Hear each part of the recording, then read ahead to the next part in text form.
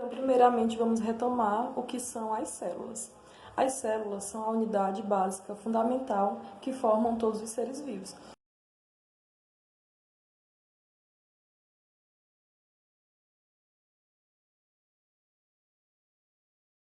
Então, digamos que o nosso corpo seja uma casa. Para se construir uma casa, necessita de tijolos, de cimento, de areia, de telha, de vários materiais. Então, a célula seria como se fosse o tijolo. Embora uma casa não seja construída somente com tijolos, são eles que dão a sustentação da casa. Do mesmo jeito é o corpo humano. A célula é que vai dar toda a organização que o corpo humano vai ter. Então, nosso corpo ele é formado por trilhões de células que, exercendo as suas funções, vão fazer com que o corpo funcione normalmente. Todas as células têm as mesmas funções? Não. Cada uma, dependendo do tecido, do sistema que elas fazem parte, vão exercer a sua função. E isso vai ser determinado também pelo formato que cada célula tem.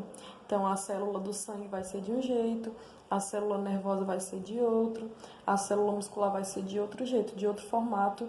Isso para facilitar com que elas desempenhem a sua função.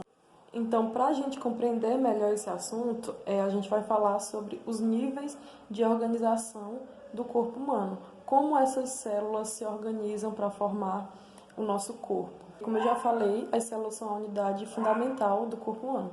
Então, elas são o primeiro nível de organização do corpo. Células que desempenham uma função em comum vão formar os tecidos. Existem vários tipos de tecidos que a gente vai ver mais adiante.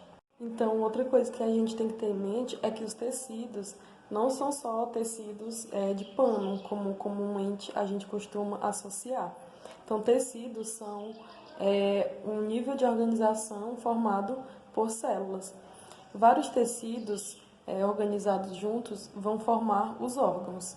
Então, a gente tem vários exemplos de órgãos, como o cérebro, o estômago, os rins, o fígado. Então, são vários exemplos de órgãos que são formados de tecidos. Já os sistemas, que são um nível de organização bem maior, vão ser formados por vários órgãos que vão desempenhar suas funções em comum para o bom funcionamento do corpo. Uma coisa importante, a gente estuda esses sistemas separados, mas todos eles trabalham conjuntamente. Então, nenhum sistema do corpo funciona sozinho, porque senão o nosso corpo ele não funcionaria corretamente. Um exemplo de sistema do nosso corpo que tem bastante órgãos, o sistema digestório. Ele é formado não só pelos órgãos do próprio sistema, como também de órgãos anexos. Então, o sistema digestório ele tem a boca, a faringe, o esôfago, o estômago, o intestino delgado, intestino grosso e ânus, além de órgãos anexos como o pâncreas e fígado. Além também de outras partes do corpo que vão ajudar na digestão, mas isso é um assunto que a gente vai ver mais adiante. Então segue aí um esquemazinho para vocês entenderem melhor.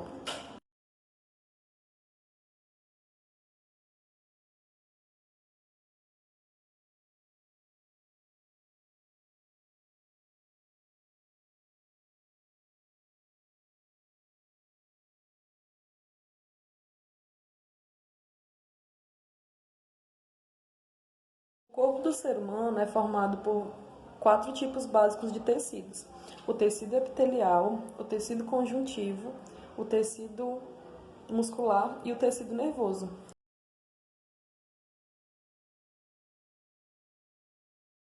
Lembrando que o tecido conjuntivo ele vai ser subdividido em outros tipos de tecidos. Já já a gente vai ver essa parte. Então, o tecido epitelial ele é o tecido de revestimento.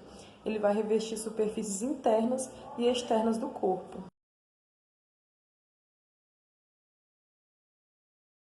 Como seria o revestimento interno? Por dentro dos nossos órgãos. Então, alguns órgãos são constituídos de tecido epitelial, que também pode ser tecido epitelial glandular, que são glândulas que vão produzir algumas substâncias para liberar elas em alguma determinada parte do corpo. Uma característica importante do tecido epitelial é que suas células vão ser bem juntas, com pouca ou nenhuma matriz extracelular, ou seja, quase não vai ter nenhum material por fora dessas células, então elas vão ficar bem juntinhas para que elas possam exercer a sua função. E essa é uma característica deste tecido. E lembrando, gente, quando a gente fala em tecido, em ciências, a gente está falando de um nível de organização do corpo humano, que vai formar órgãos, que vão formar sistemas. Então não é pano, não, viu? Tecido em ciências é uma parte, é um nível de organização do corpo humano.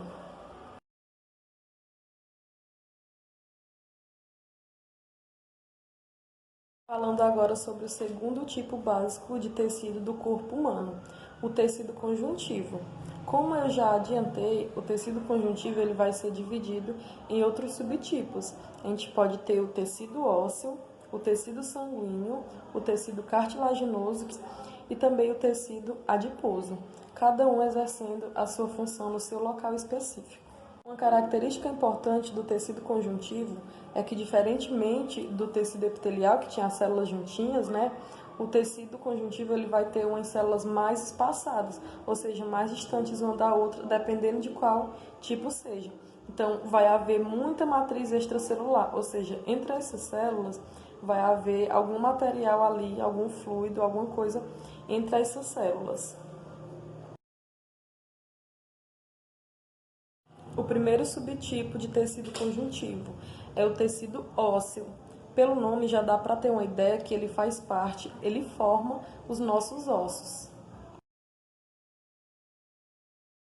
O sangue, ele é um tipo de tecido, é um tecido fluido, um tipo de tecido conjuntivo, que contém vários tipos de células, cada um exercendo a sua função.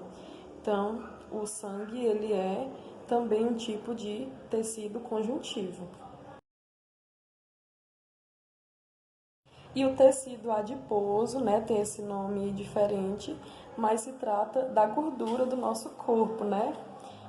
Todos nós temos gordura, né? Independente de quem seja mais magrinho ou mais gordinho, a gente precisa de gordura no nosso corpo, porque é um tipo de tecido que vai nos auxiliar a manter a temperatura do nosso corpo. Então ele tem essa função específica e é um tipo também de tecido conjuntivo. Então, quando a gente fala em tecido nervoso, a gente está falando de um tipo específico de tecido que vai formar o sistema nervoso. Ele é formado basicamente por neurônios, né? Só que tem várias outras células que vão ajudar esse tecido a se formar e a formar o sistema nervoso. Então, nem sempre associe essa palavra a uma pessoa nervosa, com medo. Vai ter uma relação com isso, mas nem sempre associem somente a isso. Então, o tecido nervoso, ele é responsável por receber e captar estímulos do ambiente, enviar para o cérebro. Então, vai fazer toda essa comunicação do cérebro e do sistema nervoso com várias partes do corpo. Então, é um tecido bastante importante. Ele nos ajuda, por exemplo, a pensar, a raciocinar e todas as funções do nosso corpo passam pelo tecido nervoso. É como se fosse o comandante do nosso corpo, né? O tecido nervoso por ser o que forma o sistema nervoso, que é o sistema que comanda o nosso corpo. Tecido muscular. Quando a gente fala em músculo, a gente já associa a pessoas musculosas, né? Mostrar aqui o muque. Mas tem a ver. Aqui são músculos.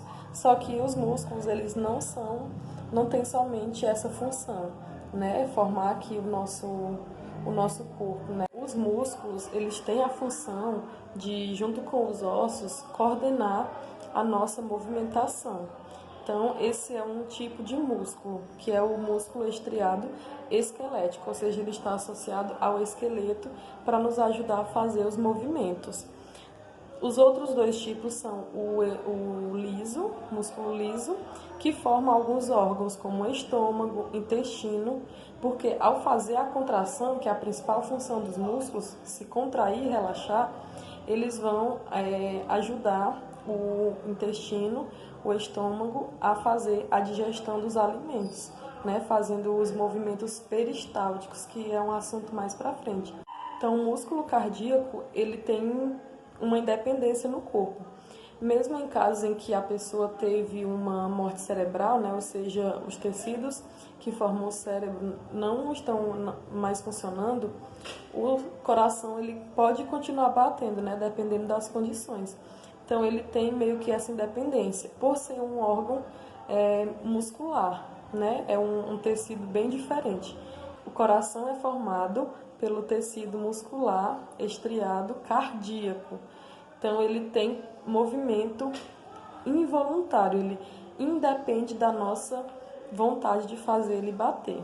Assim como também o tecido muscular liso, né, que forma os tecidos do nosso intestino e estômago. Imagina aí a gente lembrar de fazer o nosso intestino funcionar, né? Então, diferentemente do tecido muscular esquelético, que a gente tem essa coordenação, que a gente tem o comando de fazer esse músculo mexer, o músculo estriado cardíaco e o liso, eles não obedecem os nossos comandos, ou seja, eles têm movimentos involuntários. A gente tem aqui uma imagem que vai nos ajudar a compreender melhor essa parte.